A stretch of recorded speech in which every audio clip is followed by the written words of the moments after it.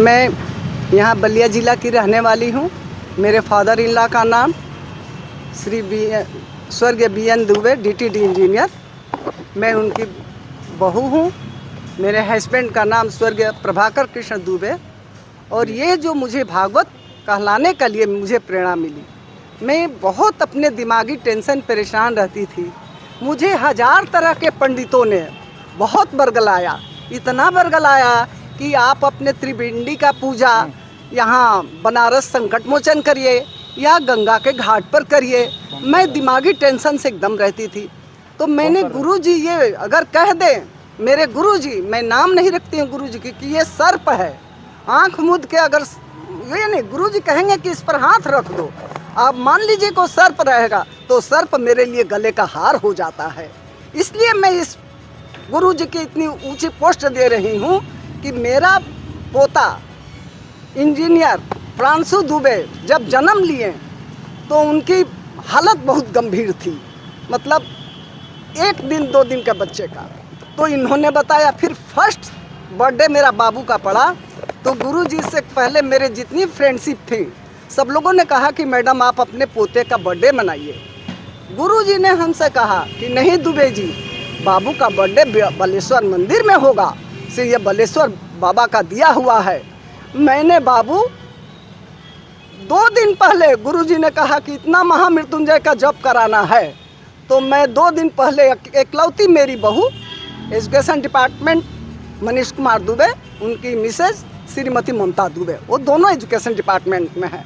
तो इन पंडित जी बोले, गुरुजी बोले कि आप वहाँ ये बलेश्वर जी में महामृत्युंजय का जप करवाइए। हमने कहा कि ठीक है भैया जी, करवा लेंगे। 51,000 का गुरुजी ने बोले। तो मैंने गुरुजी अब जैसे जैसे ये प्रेरणा देते गए मुझे, वैसे वैसे मैं कराते गई। और मेरा बाबू 1 साल की उम्र तक मेरा बाबू पलटा भी नहीं था। सिर्फ ऐसे मेरा बाबू सीधा लेटा है तो सीधा लेटा है। डॉक्टर तजविंदर सिंह जो थे फिजियोथेरेपी, उन्होंने कहा कि इतना सुंदर बालक, माँ आपका बाबू बैठता है कि नहीं? हमने कहा कि नहीं, मेरा बाबू नहीं बैठता है।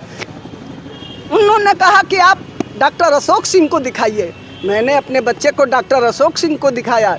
फिर फिजियोथेरेपी कराने लगे। मेरा बाबू बहुत रोता था, उससे ज़्यादा हम लोग रोते थे क्योंकि उसका एक्सरसाइज बड़ी कठिन थी। गुरुजी ने बताया कि ये चीज़ कराइए और मैंने बलेश्वर मंदिर में महामृत्युंजय का जप, गुरुजी का नाम नहीं लूँगी, और ये रामचरितमानस का पाठ करवाएं। दूसरे दिन उसका उद्यापन किए। मेरी बहू अकेली थी, पूरा गैस का चूल्हा ओला, पंडित हलवाई सब मैं मंदिर में ले जाकर रख दी थी, क्योंकि मेरी बहू का कोई हैंड्स नहीं है, अकेली है, कौन महाराज जी लोगों को चाय पानी देगा। तो वहीं पर हम लोगों ने सब कुछ किया। बाबू को बर्थडे का दिन 7 जुलाई 2005 या 2005 को ही मेरा बाबू का जन्म है। 7 जुलाई को समझ लीजिए कि मेरा बाबू जब पूजा वूजा हो गया, सब लोग चले गए, उसके बाद से मैं उस घर में थी। हम लोग की आँख की आंसू नहीं सूखता था। तो हमने कहा, ए बेबी, अपनी बहू को कही, क्या हुआ मम्मी? माँ आओ आओ, देखो बाबू उलट गया है, बाबू उलट गया है। तो उसको विश्वास नहीं हुआ। हम कहे, बेबी बाबू को देखने मत आओ, पहले माँ दुर्गा का चरण में गिरो। तो माँ दुर्गा का रोते हुए लोर पूछते हुए गई, जाके देखी, तब तक बाबू फिर लेट गया था। फिर बाबू उठ के बैठ गया।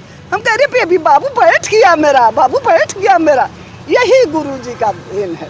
और यही गुरुजी ने मेरे 15 दिन पहले की बात है बेटा, मैं इसको एकदम न्यूज़ चैनल पर चलाइए, मैं अपनी आत्मकथा कह रही हूँ।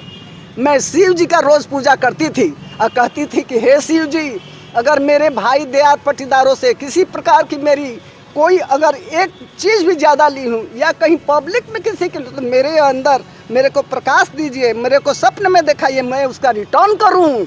मुझे कुछ नहीं चाहिए।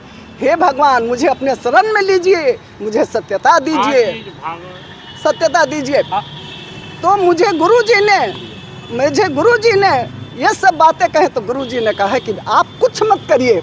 गुरुजी मना किए, कहे कि आप भागवत सुनिए, जो पितृदोष का ये है या जो भी समस्या है सारा और जिस दिन से 3 दिन हुआ 2000 ये 1 तारीख को बैठा है, आज 3 दिन में लग रहा कि मेरा सारा कष्ट इस भागवत कथा से समाप्त हो गया। हे भगवान, जैसे मेरी 3 दिन में सर्व मानव कामनाएं पूर्ण की, हर जनता पब्लिक हर माता के आंचल आशीर्वाद भरा रखिए। प्रेरणा हमारे गुरु जी का देन है। ये भागवत कथा कहाँ पे हो रहा है? ये भागवत कथा NCC तिराहा बलिया। कब तक चलेगा ये? 8 तारीख तक चलेगा बेटा। कितना अच्छा लग रहा है कि आप अपने दरवाजे पे इतना बड़ा पूजा पाठ करा रही हैं। ये तो हमारे कृष्ण का देन है। ये तो मेरे भगवान, मेरे अंदर तो बेटा एक चावल खाने के लिए औकात है ही नहीं है किसी को देने का लिए, तो ये दे रहे। मैं 24 इयर्स की एज में विधवा हुई हूँ। अब सुन लो, इससे बड़ी बात नहीं कुछ कहेंगे। उस समय मैं क्या थी। डॉक्टर नरेंद्र त्रिपाठी। ये कार्यक्रम कैसा हो रहा है और कहाँ पे हो रहा है? NCC तिराहा पर ये लीलावती देवी श्रीमद् भागवत महापुराण की कथा सुन रही हैं और मैं वक्ता के रूप में हूँ। मेरा नाम नरेंद्र त्रिपाठी है। विवेकानंद कॉलोनी में सतनामी मठ के ठीक पीछे मेरा घर है। अच्छा लग रहा है कि महाराज जी जब आप बलिया में आकर और पूरे बलिया वासियों को आप कथा भागवत सुनाकर कहीं ना कहीं लोगों को पुराण की तरफ लोगों को जोड़ रहे हैं। देखिए, मैं तो प्रयागराज में भी रहता हूँ। प्रयागराज में हवेलिया में मेरा घर है, उधर भी भागवत होता है।